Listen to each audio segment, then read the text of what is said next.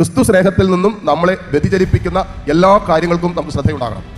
ചിലപ്പോൾ നമ്മുടെ സംസാരമാകാം, ചിലപ്പോൾ നമ്മുടെ കൂട്ടുകെട്ടാകാം, നമ്മുടെ ബന്ധങ്ങളാകാം, നമ്മുടെ ചില തീരുമാനങ്ങളാകാം, എന്തുവാകട്ടെ ക്രിസ്തുവിൽ നിന്നും നമ്മെ വ്യതിചലിപ്പിക്കുന്നതിനെയാണ് ആന്റിക്രിസ്തു എന്ന് പറയുന്നത്. ക്രിസ്തുവിനെതിരായിട്ടുള്ളവൻ, അവരെ എതിർക്കുന്നത് എന്തും ആണ് ആന്റി ക്രൈസ്റ്റ് എന്ന് പറയുന്നത്. അപ്പം അത് ഇപ്പോൾ തന്നെ ഈ ലോകത്തിലുണ്ടെന്നാണ് യോഹന്നാൻ പറയുന്നത്. ശരിയാണ്.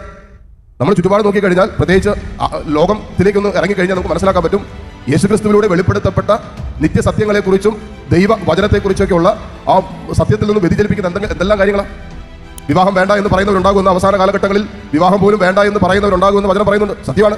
ഇത് പിള്ളേരുടെ കല്യാണത്തിന്റെ കാര്യം പറഞ്ഞാൽ വേണ്ടെന്ന് പറയുന്നത്. വിശുദ്ധരെ, നിത്യമഹത്വത്തിലേക്ക് പ്രവേശിച്ചവരെ പഴിക്കുന്നവരെ, പഴി പറയുന്നവരെ ഉണ്ടാകുമെന്ന് പറയുന്നത് അത് ശരിയാണ്. അങ്ങനെ ക്രിസ്തുവിനെതിരായി നിൽക്കുന്ന ദൈവ വചനത്തിനും ദൈവസ്നേഹത്തിനും എതിരായി ഒരു ചലിപ്പിക്കപ്പെടുന്ന ഒരു അന്തരീക്ഷം നമ്മുടെ ചുറ്റുപാടുണ്ട്. അത് നമ്മൾ ശ്രദ്ധിച്ചില്ല എങ്കിൽ പാപത്തിലേക്കും പൈശാചികതയിലേക്കും തിന്മയിലേക്കൊക്കെ ഇത് നമ്മൾ വലിച്ചടയ്ക്കാൻ സാധ്യതയുണ്ടെന്ന് യോഹന്നാൻ സ്ലീഹ നമ്മൾ ഓർമ്മപ്പെടുത്തുകയാണ്.